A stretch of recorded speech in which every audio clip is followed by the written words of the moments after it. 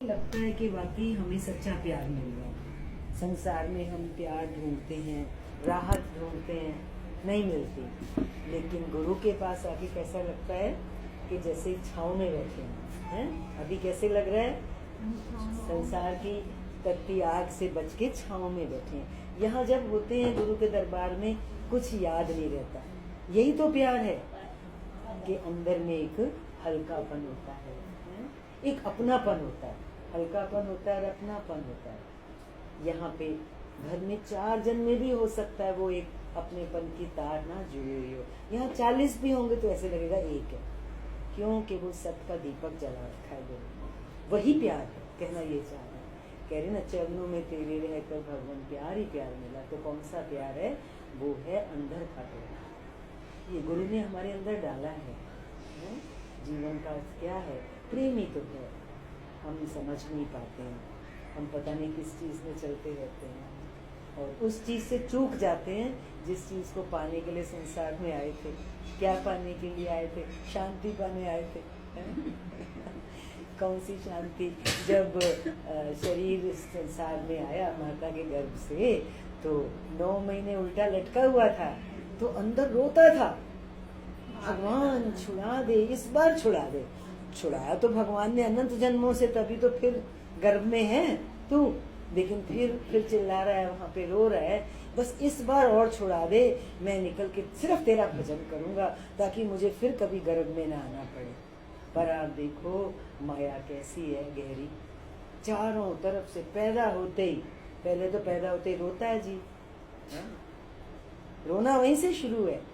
और जैसे ही समझ जितनी जितनी बढ़ती जाती है तो सब दूसरा दूसरा दूसरा दिखना शुरू होता है। और फिर जहाँ हम बैठे हैं वहाँ हम देख लें कि क्या है जीवन का अर्थ, क्या है। गर्भ में मांगी कि तू मुझे रास्ता दे, मैं तेरा भजन करूंगा। क्यों वायदा किया भजन करने का? क्योंकि इधर कुछ शांति चाहिए है। जो इस बात को समझ ले, हमारे जीवन का अर्थ क्या है, मंजिल क्या है। बिना ज्ञान के भी हर इंसान क्या चाहता है? बोलो, शांति चाहता है कि नहीं चाहता है? शांति ही चाहता है। तो शांति भी गुरु के बिना नहीं मिलती। हाँ, वो तो है। जब तक गुरु नहीं मिलते तो भटकता ही रहता, कभी किसी के दरवाजे। जीव माना भटकना, और गुरु माना वो तत्व जो उस भटकाव से माया को क्रॉस कर चुका है। क्योंकि माया में ही भटकाव है, माया में ही अशांति है। तो जो उस पद पे बैठा है, हमें उसकी तरफ अपना मुख करना होगा।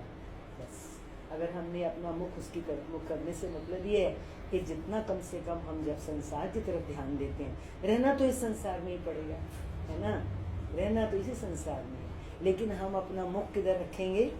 याद किसकी याद में रहेंगे? बोल रहे हो ना, चरणों में तेरे रह के। तो ये वाले चरण की तो भगवान ने कभी बात नहीं करी। तो कौन से चरण है? उसकी याद। कौन से चरण है? उसके वचन। जितना जितना उसके वचन हमारे साथ होंगे। मैं तो कहते हैं, अगर वचन भी साथ नहीं है, अगर हमें उसकी याद भी है, प्रियतमा को अपना प्रीतम याद होता है, वो चाहे लंदन में बैठा हो चाहे अमेरिका में बैठा हो, उसको एक सुकून मिलता है उसकी याद में। मेरा प्यारा मेरे हृदय में बैठा है। बात तो प्रीतम की है ना। आज गुरु से जब हमारा इतना प्यार हो जाता है तो क्या हम उसे भूल सकते हैं? मुझे तो नहीं लगता। हर समय नहाते धोते खाते पीते, कहीं भी हम काम पे भी, दुख में सुख में, दुख में तो करते ही हैं यार, है? हो सकता है सुख में भूल जाते हैं, लेकिन सत्संग ऐसा है जो कभी हमें भूलने नहीं देता। यही तो यहाँ की बात है कि सुख में भी हमें याद रहता है। पान सुख में ज्यादा याद रहने की जरूरत है। सुख में भूल जाता है ना, सुख में मौज में जा सकता है, भटक सकता है, सुख का रूप हो सकता है। कोई ज्यादा बड़ा पद मिल गया, बहुत ज्यादा धन मिल गया, बहुत यश मिल गया, तो हो सकता है ना, चांसेस हैं कि नहीं भूलने की। बस यही एक सुझाव है जो भजन बोला कि चरणों में तेरे रहते। तो क्या मतलब है? गुरु के चरण, गुरु की याद। और गुरु की याद क्या है? भले फोटो से याद रखो, है ना, भले फोटो से याद रखो और कुछ नहीं है, भले इस बात से याद रखो कि गुरु माना प्योरिटी, गुरु माना प्योरिटी, पवित्रता, हृदय की शुद्धता। अगर मैं अंदर से अपने आप को इस बात के लिए जगा के रखता हूँ, मुझे प्योरिटी में रहना है, मुझे गलत नहीं करना, मुझे गलत नहीं सोचना, हो गया गुरु से लिंक। तार किससे जोड़नी है? गुरु से। हमारी जुड़ जाती है संसार से। है तो सब एक तरह से, सबसे अगर बात करें तो सबकी मजबूरी भी निकलेगी, क्योंकि हम उस माहौल में रहते हैं जहाँ पे क्या क्या क्या क्या हमारे चारों तरफ होता है। तो फिर वो हमारी प्योरिटी भी हमसे क्या होती है, छिन जाती है। हमें ज्यादा किंचित ऐसा बनना पड़ जाता है। आप चेक करो अपने आप को, बहुत अच्छा है अगर आप चेक करोगे कि मुझे ऐसा बनना पड़ जाता है जैसे सामने वाला है। आओ इस बात में, क्योंकि ये सच्चाई है जीवन की। अगर हम जीवन की सच्चाई को पकड़ के आगे बढ़ेंगे ना, तो जो हमारे जीवन के झूठ है वो फिर हमसे छूटेंगे। क्योंकि जब हमसे वो, हम सामने वाले की वजह से हम भी वैसा हो जाते हैं, तो देखो फिर हमारी तपस्या क्या है, फिर गुरु के चरण क्या हुए। गुरु के चरण और गुरु की याद का मतलब तो ये है, गुरु ने कहा मेरे पास कैसा भी आया, मैंने उसको कैसा देखा, मैंने उसको आप समान करके देखा, मैंने उसको आप समान करके देखा। तो कहने का हमारा सिर्फ तात्पर्य इतना है, हम ना भी कर पाए, क्योंकि हम छोटा छोटा कदम ही रख के आगे बढ़ पाएंगे। गुरु परम पद पे बैठा है, लेकिन जो परम पद पे बैठा है, अगर मेरी दृष्टि उसकी दृष्टि से जुड़ी हुई है, तो मुझे इतना याद तो रहेगा ना कि अरे मैं थोड़ी सी कोशिश तो करूं कि मैं उतना गलत ना चलूं जितना सामने वाला चले। थोड़ा थोड़ा चेक करता चलूं अपने, 10 में से 1 बार कभी उसको इग्नोर करके चलो सामने वाले को, फिर 2 बार करो, 3 बार, 5-6 बार के बाद तो ऐसे लगने लगेगा इग्नोर हो रहा है, मुझे इग्नोर करना भी नहीं पड़ रहा। कभी कभी सामने वाले लोग होते हैं, या कभी कभी हमारी परिस्थितियां होती हैं, हमारे जीवन की ऐसी घटनाएं घट जाती हैं, जीवन में ऐसी ट्रेजेडीज हो जाती है जिनको हम नहीं निकाल पाते हैं अपने अंदर से, मन फिर पकड़ लेता है उन चीजों को। तो भजन का जो तात्पर्य है वो हम ये शेयर कर रहे थे आपके साथ कि हम बोल तो देते हैं भजन, लेकिन हमारे जीवन में भी वो घटे। भजनों का भी एक एक शब्द हमारे आचरण में। चलिए सत्संग शुरू कर लेते हैं, समय हो गया है।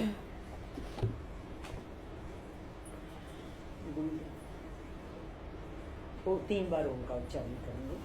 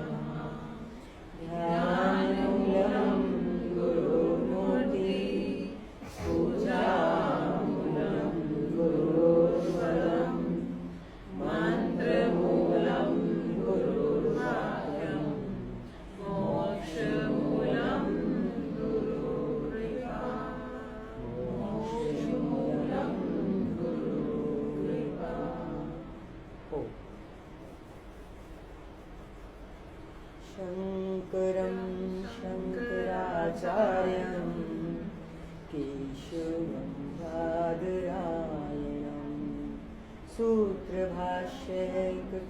वन्दे भगवन्तौ पुनः पुनः।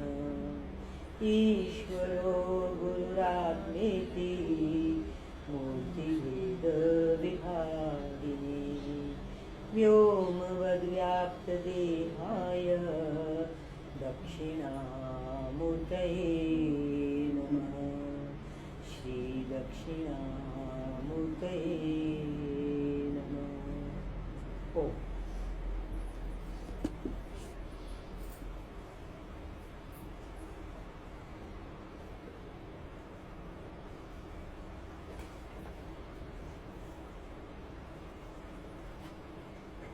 विवेक चूड़ामणि 7वां प्रकरण चल रहा है।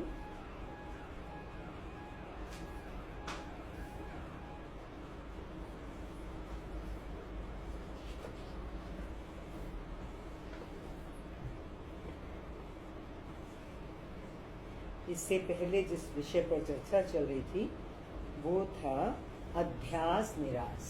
अध्यास मीन्स हमने अपने देह को सच माना है, उसका निराकरण कैसे करें, उससे ऊपर कैसे उठें। इस पे काफ़ी लंबी वार्ता चली थी। आज जो विषय है वो है अहम पदार्थ निरूपण। अहम पदार्थ, देखो ये अहम ना दो तरीके से आएगा आज के सत्संग में।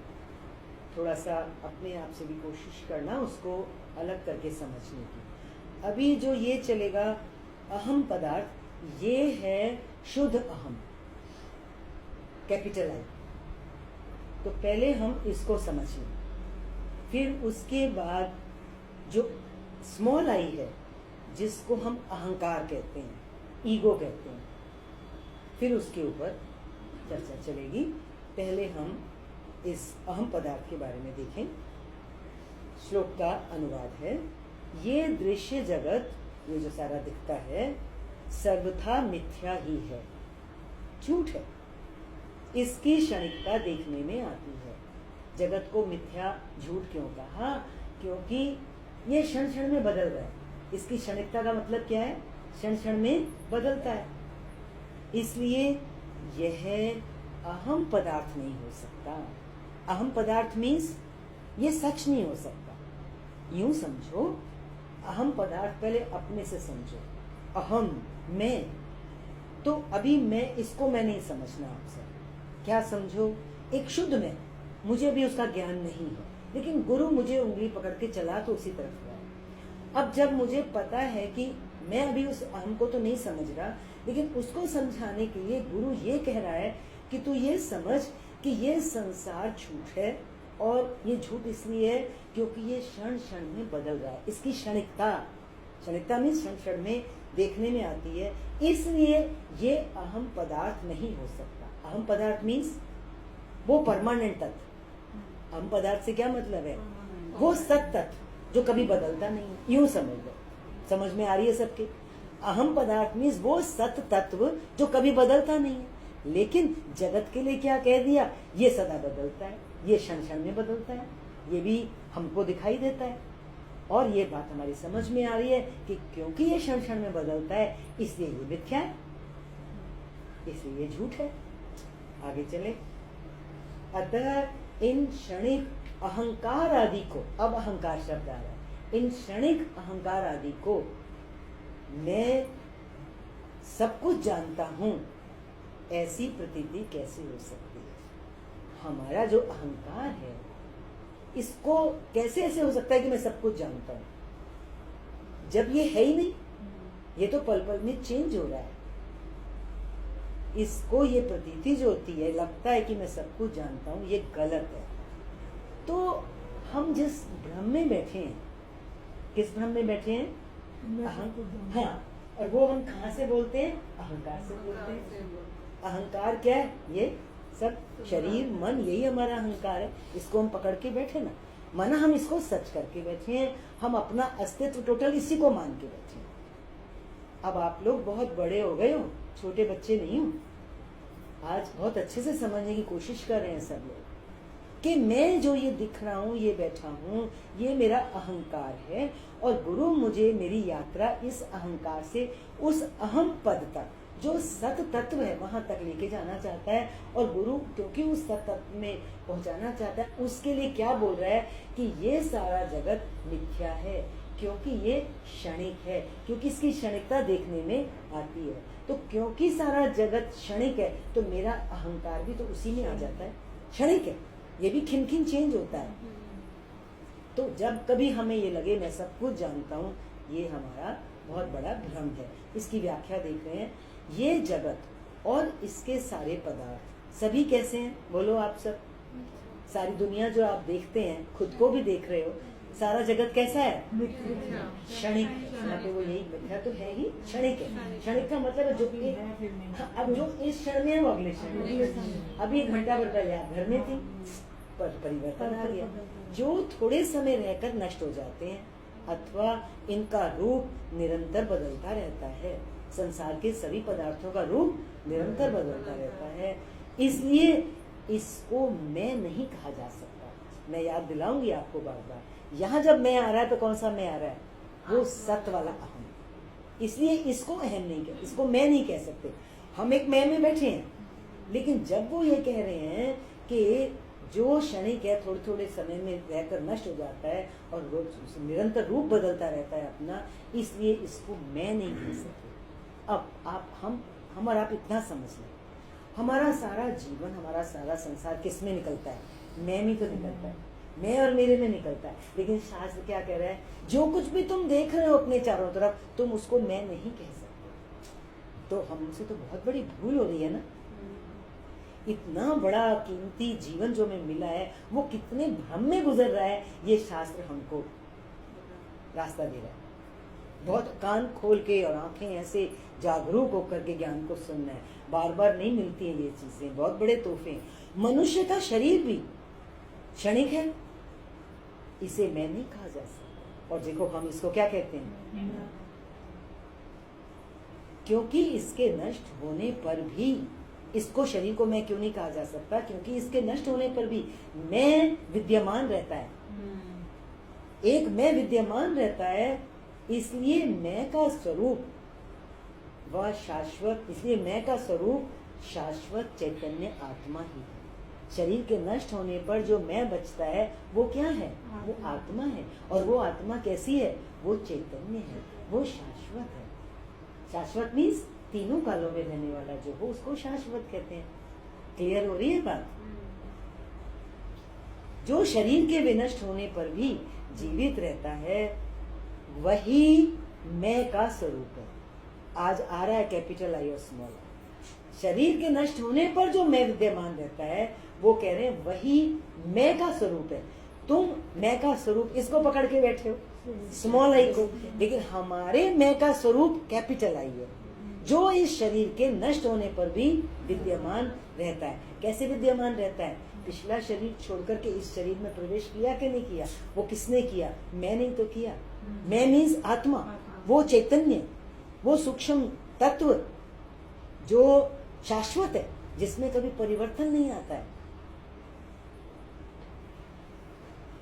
अगला श्लोक देख रहे हैं, अनुवाद है। अहम पदार्थ, अहम यहाँ पे वही सत तत्व के लिए आ रहा है, आत्मा के लिए आ रहा है। अहम पदार्थ क्या कर रहा है? वो तो अहंकार आदि का साक्षी है। हमारा ये अहंकार है, आई एम दिस, और वो जो अहम है आत्मा, वो इसका क्या है?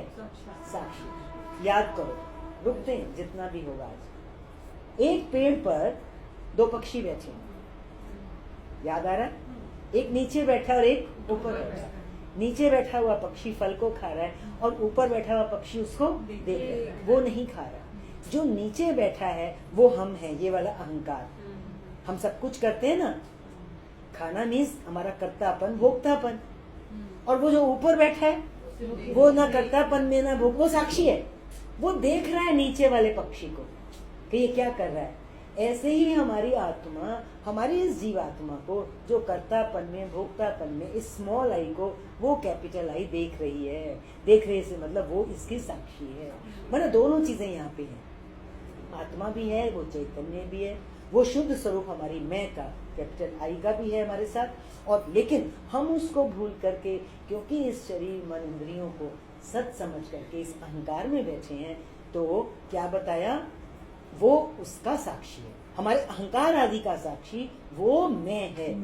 2 मैं की बात चल रही है आत्मा पर। अच्छा है ये वार्ता आमने सामने हो रही है, क्योंकि ये सबसे मोस्ट इम्पॉर्टेंट वेदांत का पॉइंट है। इसको समझ लेना ही समझ लो हमारी नींव तैयार हो गई, क्योंकि हम इस चीज में बैठे हैं। हमारा इस समय भी जो अस्तित्व है ये 2 लेयर्स का ही तो है। एक मैं हूँ, एक मैं साक्षी हूँ इस मैं का।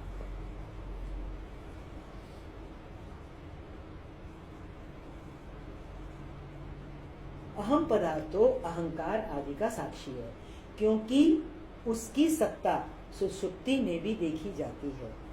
स्वयं श्रुति भी उसे अजो नित्यः ऐसा कहती है, उस अहम तत्व को, आत्मा को। अतः वह प्रत्यग आत्मा, प्रत्यग आत्मा एक शास्त्रीय शब्द है। प्रत्यग आत्मा का मतलब होता है वो तत्व आत्मा का जो पहले से ही है। हम सबके अंदर पहले से ही क्या है? हमारी आत्मा, क्योंकि वो कैसी है? अखंड है और सत असत से विलक्षण है। आत्मा कैसी है? उसको ना सत कह सकते हैं और ना असत कह सकते हैं। सत कहेंगे तो दूसरी कोई चीज होनी चाहिए, तभी तो सत कहेंगे, और असत कहेंगे तो भी दूसरी कोई चीज होनी चाहिए कि भी असत क्यों कहा। सत कहा तो सामने को दूसरी चीज हो ना, भी सत क्यों कहा। तो इसलिए कह रहे हैं कि वो प्रत्यग आत्मा, प्रत्यग आत्मा मीन्स आपकी आत्मा जो आपसे भी पहले है। आप और हम बाद में हैं, आत्मा पहले है।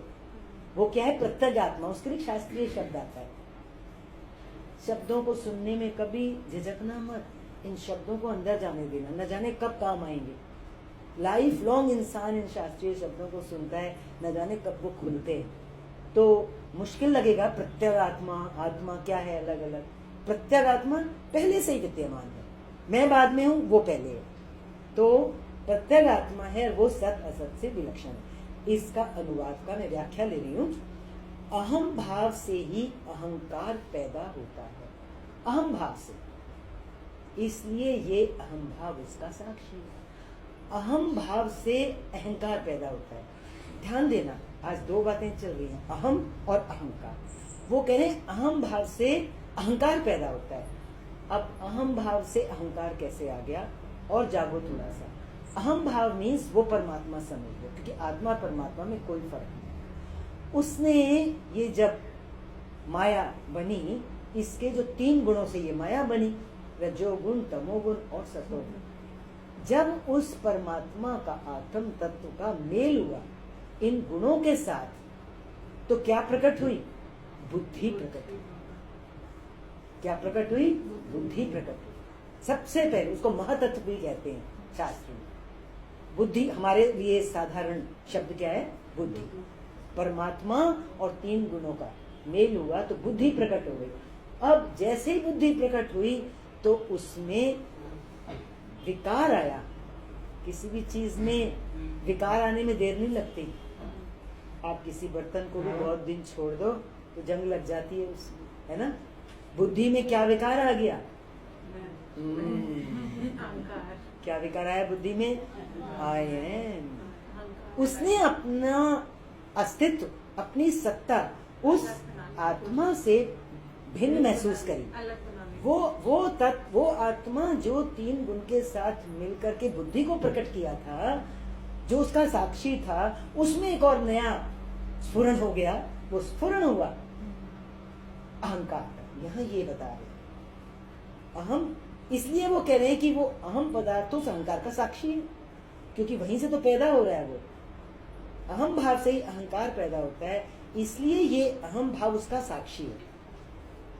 अहम भाव सुषुप्ति में भी देखा जाता है, जबकि उस अवस्था में अहंकार नहीं रहता। थको भी तो थकना मत, तो आज ये घंटा थकने के लिए है, पर हम थकेंगे नहीं। वो कह रहे हैं ये अहम भाव सुषुप्ति में भी देखा जाता है। सुषुप्ति याद है? सुषुप्ति याद रखना, गहरी नींद, इंग्लिश में डीप स्लीप। वो कह रहे हैं कि ये अहम भाव सुषुप्ति में भी देखा जाता है। अब आप लोग अपने अनुभव से बताओ, ये अहम भाव सुषुप्ति में कैसे है? ये अहम भाव सुषुप्ति में ऐसे है, जब आप बहुत गहरी नींद से उठते हैं तो आप क्या कहते हैं? ऐसी गहरी नींद आई, मैंने कुछ नहीं जाना। होश ही नहीं था तो जानते क्या? राइट? तो जब मैंने कुछ नहीं जाना, बुद्धि तो बहुत कुछ जानती है, तो वहां बुद्धि नहीं थी ना।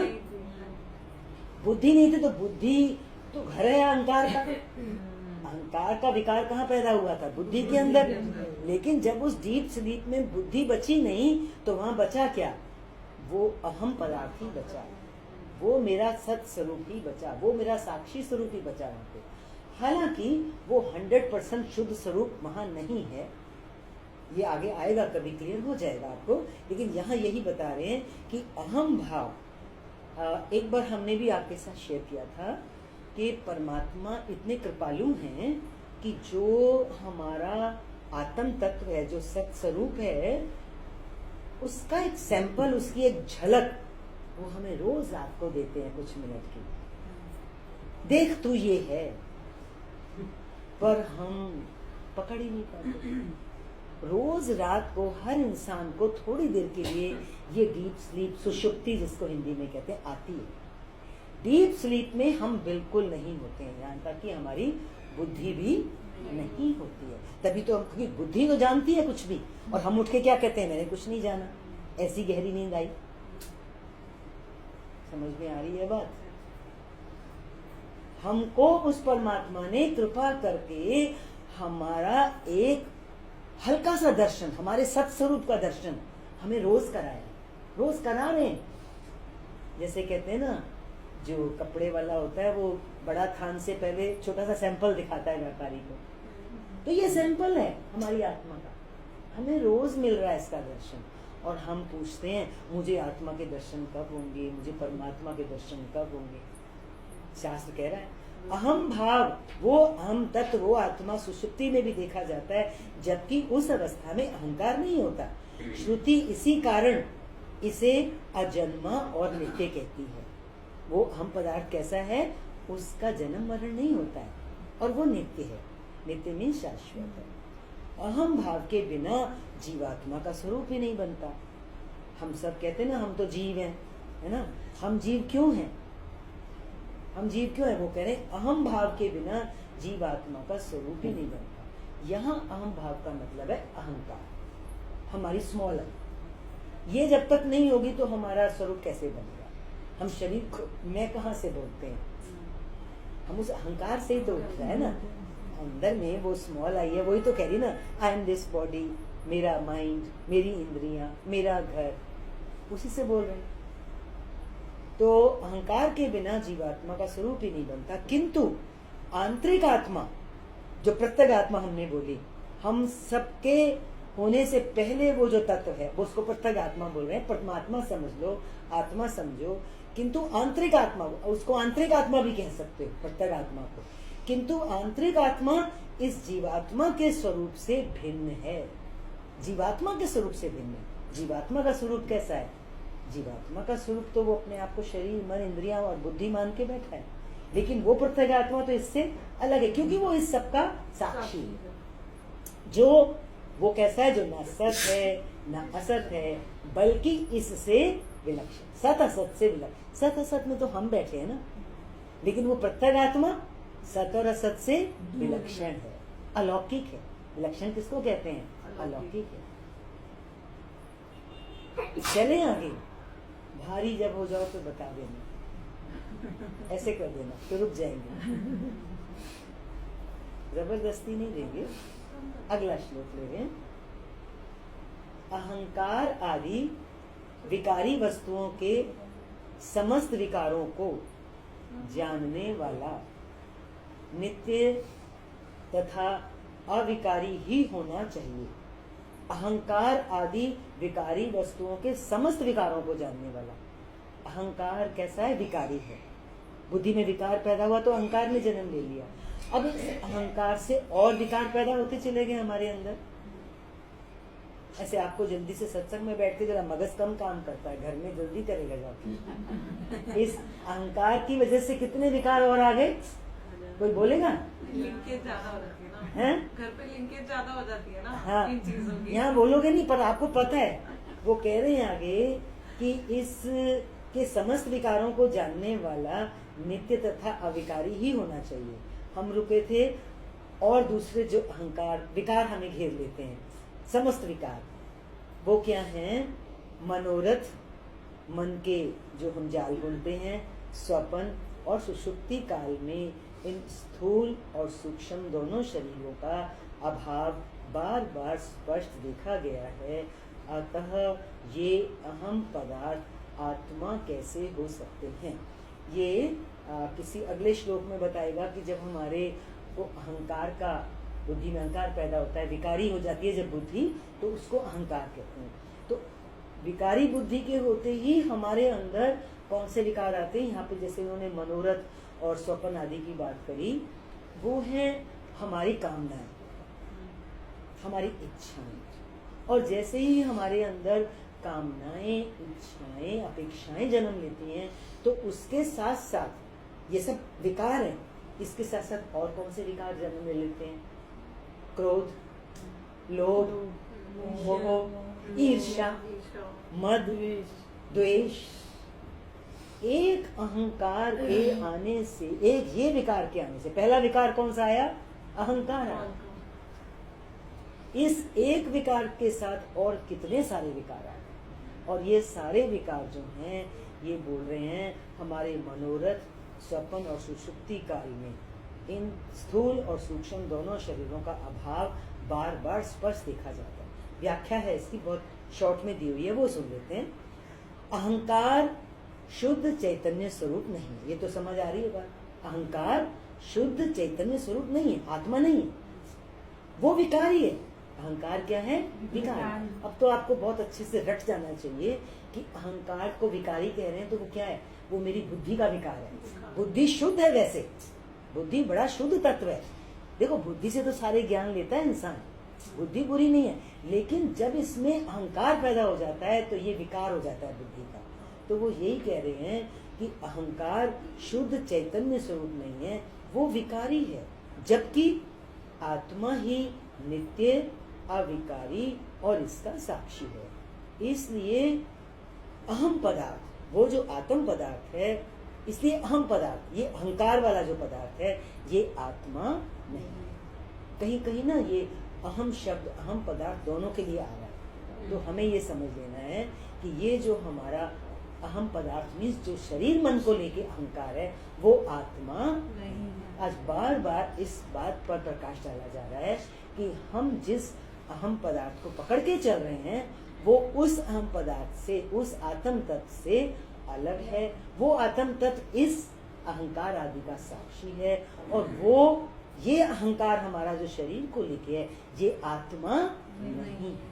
इतना समझो, जिस शरीर मन को लेके हम अहम कर रहे हैं, ये आत्मा नहीं है। क्यों नहीं है?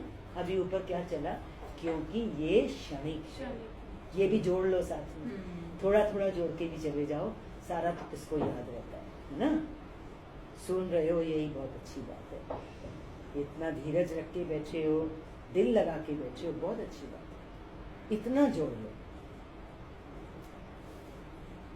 चलिए अगला लेते हैं श्लोक। इसलिए इस मांस पिंड और इसके बुद्धि कल्पित अभिमानी जीव में, बुद्धि कल्पित अभिमानी जीव, हम जीव क्यों हो गए? हमारी बुद्धि ने कल्पना कर ली, उसका अभिमान कर लिया, मैं ये मेरा।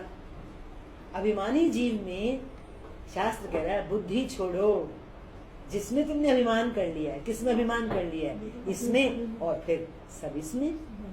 इसको छोड़ो। अब कहोगे जी कैसे छोड़ दें, यहाँ से उठते ही तो वहीं जाना है और इसको सच पकड़ के जाना है। बेकार की बात मत करो जो हो नहीं सकती। नहीं हो सकती होती तो शास्त्र नहीं कहता।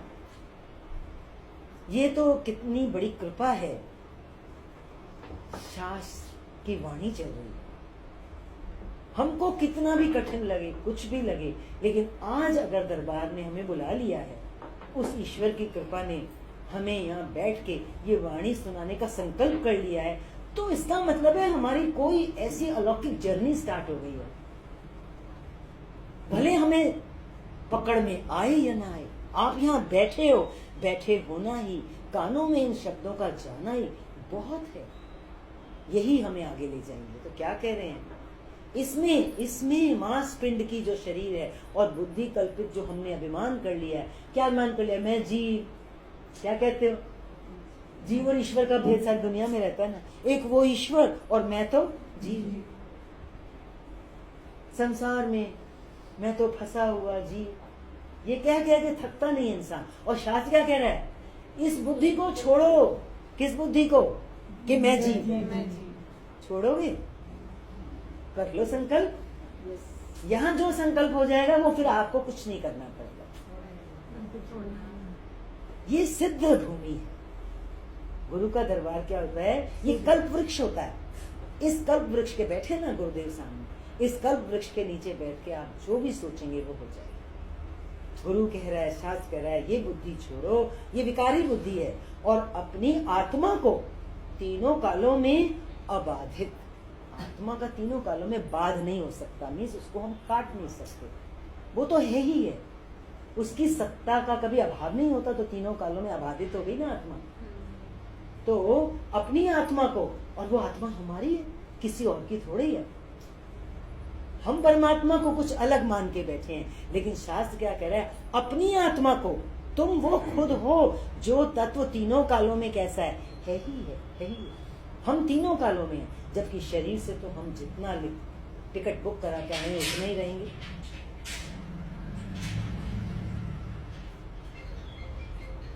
और अखंड ज्ञान स्वरूप जानकर शांति लाभ करो।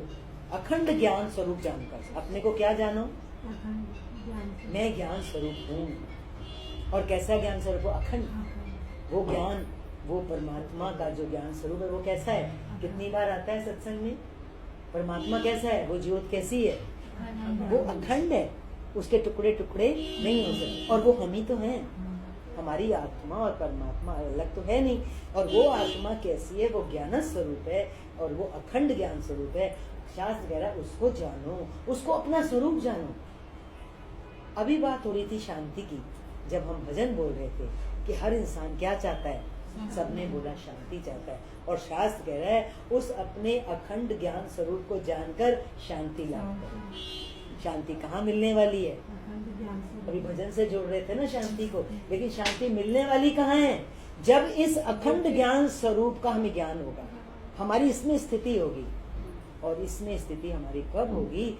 जैसे योगी ने बोला कि गुरु बिना ज्ञान नहीं।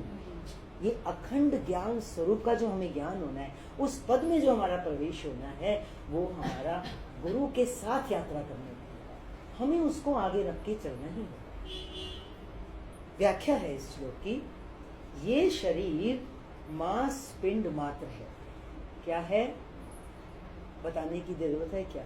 मांस पिंड, जिसमें बुद्धि की कल्पना से, बुद्धि की कल्पना क्या कर ली बुद्धि ने?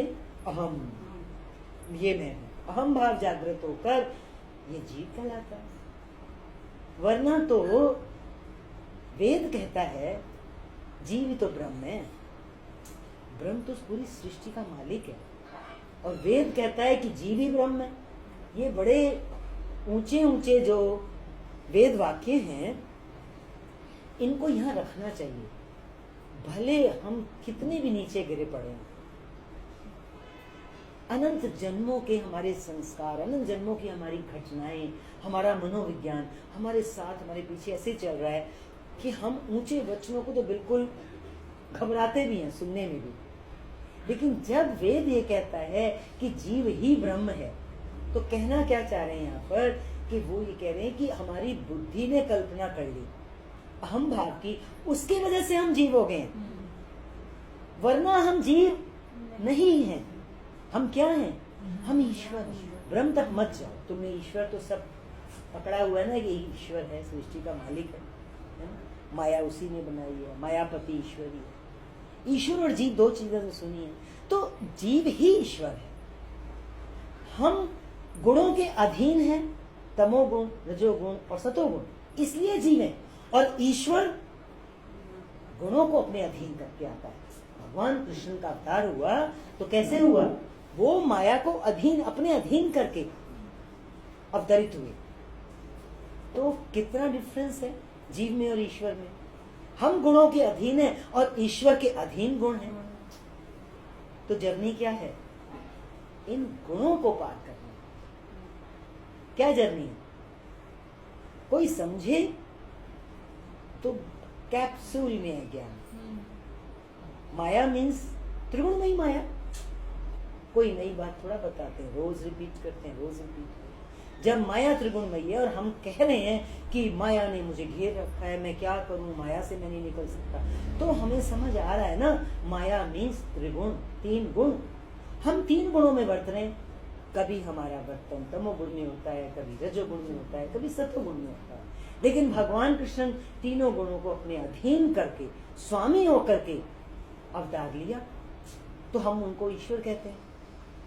अब जब कहते हैं कि जीव ही ब्रह्म है, वेद कह रहा है, समझ आ रही है बात? हम तो वेद की वाणी को आपके सामने प्रस्तुत कर रहे हैं। जब वेद कह रहा है जीव ही ब्रह्म है, तो करना क्या है? इन गुणों की जर्नी को पार करना। और वो कैसे होगा? वो जो पार कर चुका है, जिसने रास्ता देखा है, वही हमें लेके जाएगा। तो गुरु को आगे रखेंगे, गुरु की वाणी से प्रेम करेंगे, गुरु से प्रेम करेंगे। आज ये भी चला था, गुरु से प्रेम, चरणों में रहने का मतलब है गुरु से प्रेम, गुरु की याद, एक पल भी वो मुझे ना भूले। तो जो चीजें हम यहाँ सुनेंगे, देखो यहाँ तो चर्चा चलेगी ही, शास्त्र की भी चलेगी, वेद वाक्य भी कभी आ जाएगा सामने, हमें ऊंचा ऊंचा भी लगेगा, हमें ये भी लगेगा ये कैसे होगा। लेकिन नहीं, अगर हमने यहाँ पे प्रेम रखा है, इतना अगाध प्रीत रखी है गुरु के लिए, तो ये काम आसान से आसान है। आसान से आसान क्यों है? क्योंकि फिर हमें नहीं करना। प्रेम का क्या मतलब है? जो हमारा प्रियतम होता है वो सारा बोझ अपने ऊपर ले लेता है, वो हमारे ऊपर थोड़ी छोड़ता है कोई जिम्मेवारी। तो कहने का मतलब ये है, 3 गुणों की यात्रा पूरी करने के बाद फिर आता है शुद्ध सतोगुण। एक सतोगुण है, फिर है शुद्ध सत्व। शुद्ध सत्व में प्रवेश होने के बाद वो ईश्वरत्व की झलक हमें अपने अंदर मिलती है। देखो, उस परमात्मा के दर्शन कहीं बाहर, कहीं दूर जाके होने वाले नहीं, शरीर छोड़कर होने वाले नहीं, किसी दूसरे में होने वाले नहीं, होना सब कुछ अपने भीतर ही। शुद्ध सत्व में जब हम आएंगे तो हमें कुछ करना नहीं होगा, हमें खुद से ऐसा महसूस होगा ईश्वर कहीं दूर नहीं है, वो है ही है। ये कहना भी मुश्किल होगा कि मुझे तो ईश्वर का दर्शन हो रहा है या ईश्वर का दर्शन हो, क्योंकि कोई चीज दो हो तो दर्शन हो ना। जब तू ही वो है, तू ही वहां पहुंच गया, तो दर्शन कौन करेगा, किसका दर्शन करेगा? पर ये यात्रा है, धीमी यात्रा है, स्लो प्रोसेस है। डोज भी ये हमको बहुत धीरे धीरे लेनी चाहिए, जितना हम समझ सके। हजम तो गुरु करा देगा, लेकिन हम बहुत ध्यान से सुने और थोड़ा थोड़ा समझने की भी कोशिश करें, और खाली यहीं तक नहीं छोड़ दें। जैसे बहुत बार हम आपसे निवेदन ही करते हैं। निवेदन क्या होता है कि ये चीजें क्योंकि गहरी हैं, आपके पास इसका मैटर पहुंचता है। यदि हमारा गुरु से और ज्ञान से और अपने से सच्चा प्रेम है, तो इसको बार बार सुनो। ये खाली एक बार सुनने का नहीं, जीवन पर्यंत ये गहरी है ना चीजें, हम सुनते हैं। जितनी बार हम सुनेंगे उतनी बार कोई एक चीज ऐसी फिर पकड़ में आएगी कि दिमाग उसमें लगेगा, फिर आप उसको स्टॉप करके उस पर विचार करोगे। अभी तो कंटिन्यूशन में चल रहा है ना, वो आपके हाथ में होगा। आप रोको, सुनो, समझो, उस पर विचार करो, फिर आगे बढ़ो। पूरा एक वीक तो मिलता ही है एक मैटर के लिए। तो यदि हमारी इतनी सच्चाई हमारे अपने प्रति है, तो हमारी उन्नति अवश्य होगी। तो बोला, ये शरीर मांस पिंड मात्र है, जिसमें बुद्धि की कल्पना से अहम भाव जागृत होकर ये जीव कहलाता है। इसलिए इस कल्पित अहम बुद्धि को छोड़कर आत्मा को ही अपना स्वरूप समझो, जो तीनों कालों में नित्य रहता है, तथा वही ज्ञान स्वरूप है। हमें भी जो ज्ञान हो रहा है, बोलने का, सुनने का, देखने का, ये किससे हो रहा है? उस आत्मा के होने से तो हो रहा है, क्योंकि आत्मा ज्ञान स्वरूप है। आज शरीर आत्मा के सहित यहाँ ना बैठा हो, मृत शरीर हो, तो वो क्या, उसको कोई ज्ञान होगा? नहीं होगा। इसलिए वो ज्ञान स्वरूप है, तीनों कालों में नित्य रहता है। इसी से शांति लाभ होगा। किससे शांति लाभ होगा?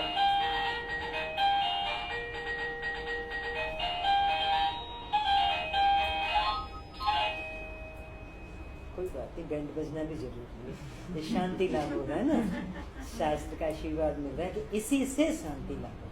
किससे शांति लाभ होगा? जो मेरा सत्स्वरूप है उसकी जानकारी हो, उसकी तरफ मैं अग्रसर हूँ, उससे मैं प्रीत रखूं, है ना। और देखो एक बात और ध्यान रखना, प्रीत हमारी तभी होती है जब हम बटे हुए हैं। कैसे बचे हुए हैं? संसार में बिखरे हुए। पहले तो समझो बहुत बिखरे हुए हैं, तो जितना जितना हमारा बिखराव है तो उतना उतना हमारा उधर आकर्षण है, बिखराव में, भटकाव में। तो वो चीजें धीरे धीरे जब हमारी सिमटती हैं, हमें क्या करना पड़ेगा? थोड़ा सा अपने आप को उधर से समेटना पड़ेगा, तो फिर हमारा आकर्षण इस तरफ बढ़ेगा। जब इस तरफ हमारा आकर्षण बढ़ेगा तो ही हमारी प्रीत बढ़ेगी, तो ही हमारी समझ और जो ये ज्ञान है जिसके लिए हम यहाँ बैठे हैं, समय दे रहे हैं अपना कीमती जीवन का, वो हमें शांति लाभ जो बोला कि उस ज्ञान स्वरूप का की उपलब्धि होने से ही हमें शांति मिलेगी। आज बहुत बार बार आया शांति के ऊपर, भजन से चला कि जीवन में क्या चाहिए? शांति चाहिए। फिर बीच में ये आया कि शांति कैसे मिलेगी? शांति तभी मिलेगी जब हम अपने उस ज्ञान स्वरूप का लाभ उठा सकेंगे, उस सत्स्वरूप को जानेंगे। और इसी श्लोक में यही आ रहा है। और करें एक श्लोक के रुके जैसा आपको चले।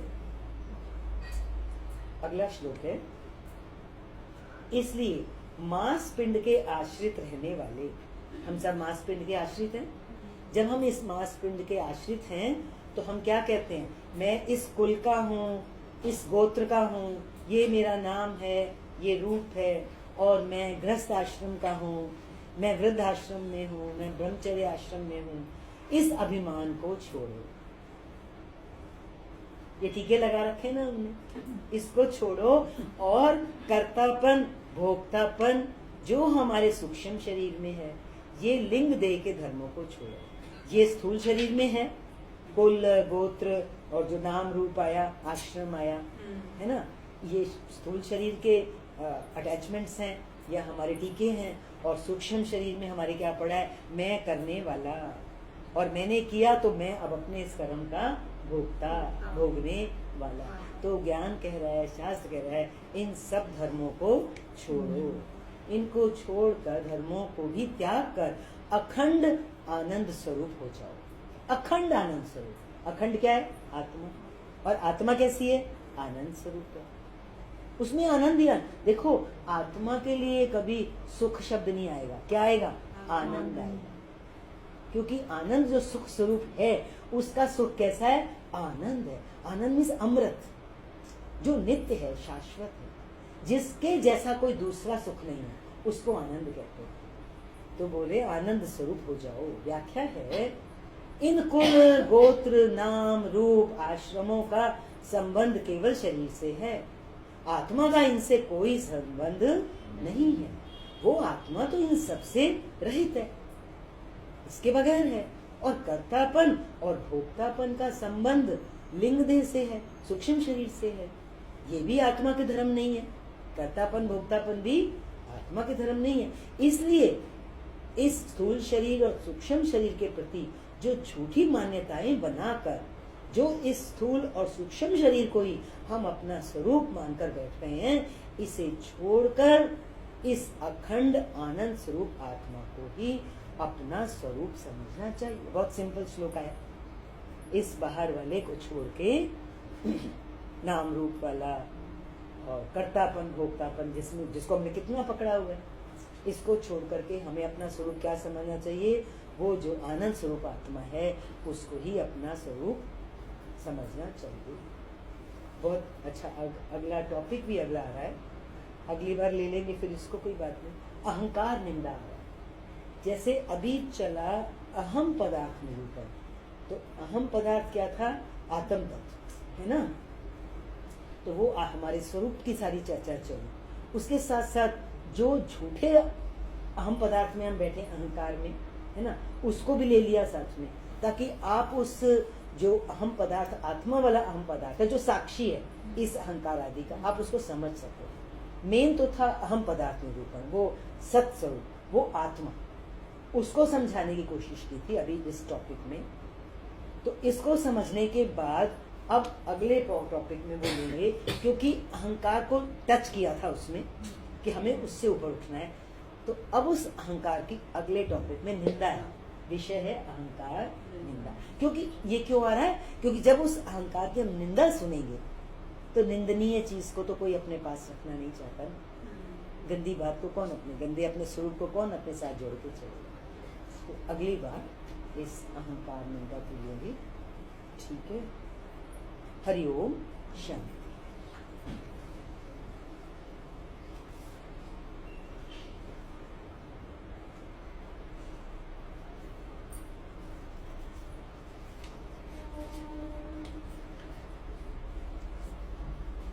इधर आके बोलोगे माइक पे, आवाज आ जाएगी रिकॉर्डिंग। नहीं, इधर खड़े होके बोल देंगे, यहाँ आ जाओ, खड़े हो। माइक आज का टॉपिक यही था कि अहम मतलब कैपिटल आई, एक अहम है कैपिटल आई जो कि शुद्ध स्वरूप है, और एक है अहंकार ईगो यानी स्मॉल आई। तो जगत जो है वो क्षण क्षण बदल रहा है, इसलिए ये सच नहीं है। और अहम मतलब इम्पोर्टेंट नहीं है। अपन अहम बोलते ना, ये चीज मेरे लिए बहुत अहम है, इम्पोर्टेंट है, पर ये हम लोग क्या किस में बैठे हैं कि जगत इम्पोर्टेंट है। हम बार बार सोचते हैं कि संसार की चीजें इम्पोर्टेंट है, पर वो बता रही है संसार तो पल पल बदल रहा है। तो परमानेंट क्या है, क्या चीज जो परमानेंट मेरे पास है, वो अहम है जो मेरी कैपिटल आई है, वो मेरे लिए अहम है, वो मेरे लिए इम्पोर्टेंट है। कोई चीज बहुत अहम है, ये मेरी बहुत अजीज है, बहुत अहम है, तो उस अहमता की तरफ हमें पहुंचना है कि मेरे लिए अहम क्या है। ठीक है, तो इसलिए कह रहे हैं कि जगत क्षण क्षण जो बदल रहा है वो सच नहीं है, इम्पोर्टेंट नहीं है, इसलिए उसकी कोई सत्ता नहीं है। मेरी जर्नी जो है अहंकार जो क्षणिक है उससे अहमता की तरफ है, तो मुझे अपनी इस जर्नी पे कंसंट्रेट करना है। मेरा ये शरीर भी क्षणिक है, टेम्परेरी है। शरीर के नष्ट होने पर शरीर जब नष्ट होता है तो एक चीज जो परमानेंट है वो रहती है, वो मैं जो कैपिटल आई, वो हमेशा रहती है, वो बचती है, वही शाश्वत है और वही मैं का स्वरूप है, चैतन्य है, सूक्ष्म स्वरूप है जो कभी परिवर्तित नहीं होता है। प्रत्यज्ञ आत्मा सत असत से विलक्षित है। अहम भाव अहंकार का साक्षी है। वो जैसे बर्ड्स वाला एग्जाम्पल हम लोग अब अच्छे से कई बार ही कर चुके हैं। तो ये जो अहम जो डीप जो अपनी कैपिटल वो है, उससे हमें इस टेम्परेरी शरीर के वर्किंग को सिर्फ साक्षी बन के देखना है, दृष्टा बन के देखना है। उसमें इतना इन्वॉल्व नहीं हो जाना कि यही सोचने बैठ जाए कि सब यही हो रहा है। डिफरेंस करेंगे तभी हम उस अहम और अहंकार से दूर हट पाएंगे, उसको जान पाएंगे। बेसिकली आज का यही है ना कि आत्मा का जो एक्चुअल आनंद स्वरूप है उसको पहचानना है, तो वो तभी पहचानेंगे। और अहम भाव जो है वो सुषुप्ति में भी होता है। ठीक है, अहंकार तो जब सो गए तो फिर किस बात का, फिर तो हम किसी और उसमें होते हैं, उसका अहंकार लेके बैठे होते हैं ना, कि कभी राजा बन रहे हैं, कभी कुछ बन रहे हैं ना, वो तो वो है। तो पर जो ये मेरा एक्चुअल स्वरूप है वो सुषुप्ति में भी होता है। जब हम डीप स्लीप में भी होते हैं तो उठ के बोलते तो यही है ना, आज मैं बहुत गहरा सोया, या आज मुझे पता है ऐसा सपना आया। वो चीज हमें कैसे याद रहती है, क्योंकि जो कैपिटल आई है वो हमेशा, जिसका मुझे पता है, मैं उससे कनेक्टेड हूँ, है ना। जब पिछली बार भी एक एग्जांपल दिया था कि किसी का कोई शरीर त्यागता है तो हम क्या उसके शरीर को एकदम जला देते हैं ना, कितना इम्पोर्टेंट होता है।